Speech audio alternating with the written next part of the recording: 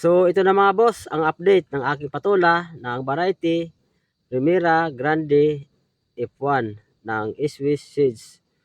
So hitik na ito sa bunga mga boss, at ngayon nga magsisimula na ako mga boss mag-harvest ng unang harvest.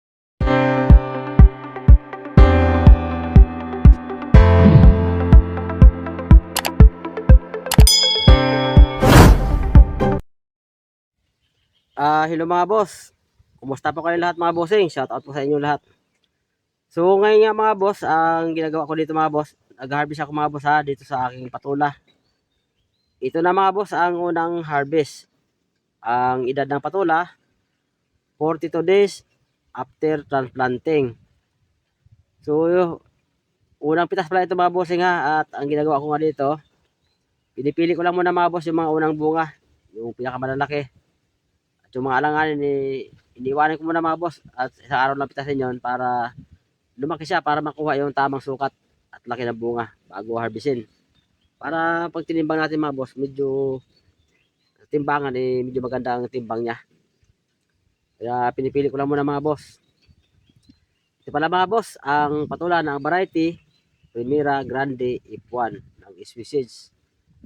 So malupit ito pala mga boss mamunga. Ayun dahil mamunga siya Medyo nabitin siya mga boss sa tubig kaya may mga bungang bumaloktot. Kasi dito sa amin hindi umuulan. So kahirapan kami sa tubig. Wala kami makuha ng tubig pang dilig.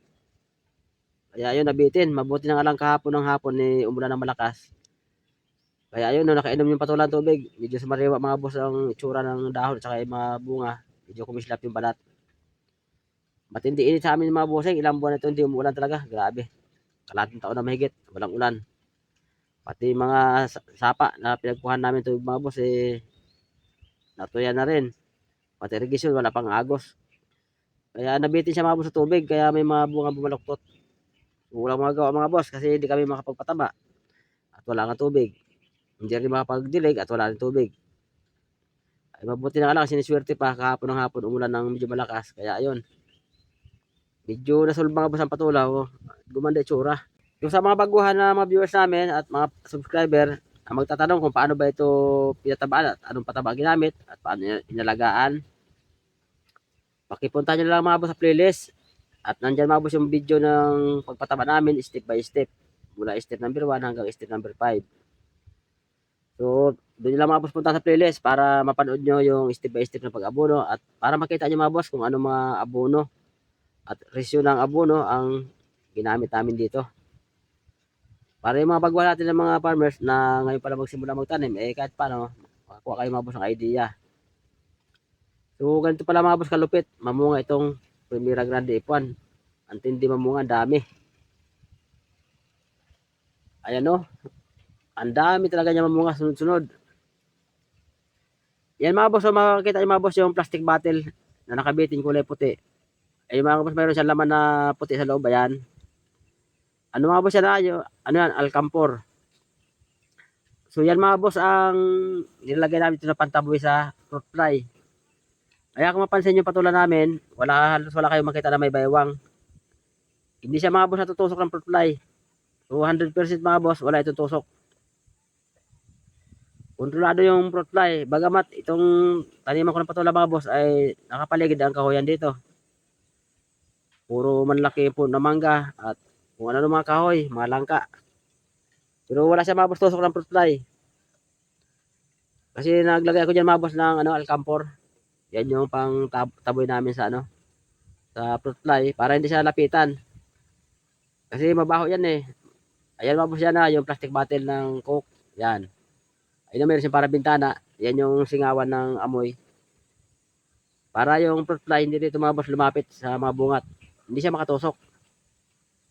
Kasi kung wala yan mga boss, sigurado.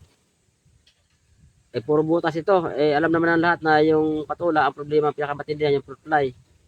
Kasi pag namunga yung patula, talagang halos tutusukin lahat yan. Pag hindi mo siya na-control. So ayan, sa magitan ng nilagay namin dyan na Alcampor, ayun mga boss, napipigilan yung fruit fly sa pagtusok. Kasi mabaho ngayong Alcampor. Kaya pag naamoy ng fruit fly yun, salip sila na dadapo sa bunga tutusok, lumalayo sila mga bossing, lumalayo sila. Hindi sila dumadapat sa bunga. Kaya itong patola ko mga boss, wala itong tusok mga boss. Ayan, makita yung mga boss ang bunga. Malalaman yan mga boss kung may tusok kasi magkakaroon siya ng baywang yung bunga. Dahil yung part sa katawan na tinusok ay hindi yun tataba, mapayat siya. Tapos yung sa part na walang tusok, yan yung tumataba. Kaya ito mga boss, malinis yan, walang tusok yan. Ayan, nakita nyo naman mga boss. So yung mga may mga pailan baluktot, yan yung epekto ng pagkatraso namin sa pagpataba at patubig kasi nga walang tubig kami makuhanan at grabing init. Yung sapa namin na pinagkuhanan ng tubig, natuyan mga boss. Kaya wala nang mahigop yung yung water pump. So tingnan niyo mga boss ang bunga, walang baywang kasi nga wala siya tusok ng fruit fly. Yan sa mga baguhan, sa mga boss natin na tatanim ng mga cucurbits. Sana mga boss sa video ito, may tips na naman kayo nakuha. Epektibo to mga boss ang alcampor.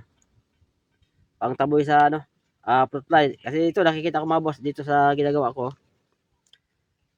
Nakita ko resulta mga boss, talagang malinis. Hindi lumalapit yung yung mga fruit fly. Eh kung wala mga boss alcampor yan, sigurado puro butas na yan. At yan yung sakit sa ulo ng mga magsasaka. Pag nagtatanim ng patula, ampalaya, pino, yan yung sakit nila sa ulo dahil nga tinutusok. So paano mo ibenta yung panatusok? Magkaroon ng baywang. So alam na alam niya ng mga mamimili. At isa pa, mapait yan mga boss pag natusok. Hindi mo na makain din. Mapait yung patula pag natusukan ng fruit fly. So ito sa akin mga boss, wala itong tusok mga boss. Malinis yan. Bagamat ang bunga niyan isang damakmak o ang dami-dami bunga. So kahit isang bunga mga boss, wala kang makita dyan na may tusok. At andyan yan, nagpabitin ako dyan ng mga plastic bottle. Yung plastic bottle of drinks. Bawat butin, lagyan ko ng alcampor. 5 bula ng alcampor. Dahil bilog-bilog yan. 5 bulan yan, nilagay ko dyan sa isang plastic bottle. At meron siyang pinaka bintana, binutasan. Para doon sumingaw yung yung amoy ng alcampor. So pag naamoy mabos yan ng mga fruit fly, hindi sila lalapit dyan. Lalayo sila kasi matatakot sila eh. At mabaho eh.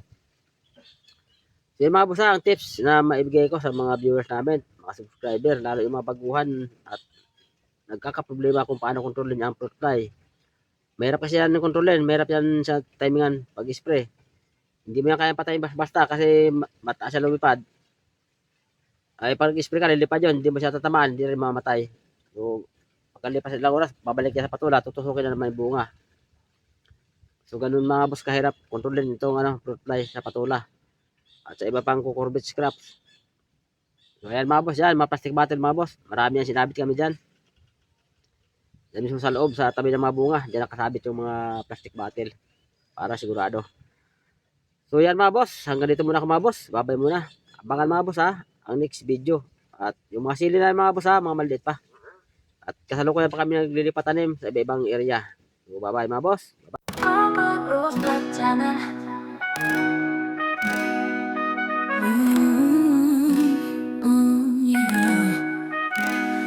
Albert Rosblack, ang kaibigan nyo mula Luzon, Visayas at Mindanao. Kaibigan ng mga magsasaka. Albert Rosblack Channel, nagbabahagi ng kaalaman kung paano magtanim at mag-alaga ng mga sili, kulay, palay at iba pa. Kaya kung baguhan ka at ngayon ka pa lang magtatanim, dito ka lang manood kay Albert Rosblack Channel. At sigurado may matutunan ka step by step kung paano magtanim at mag-alaga ng mga sili, kulay, palay at iba pa.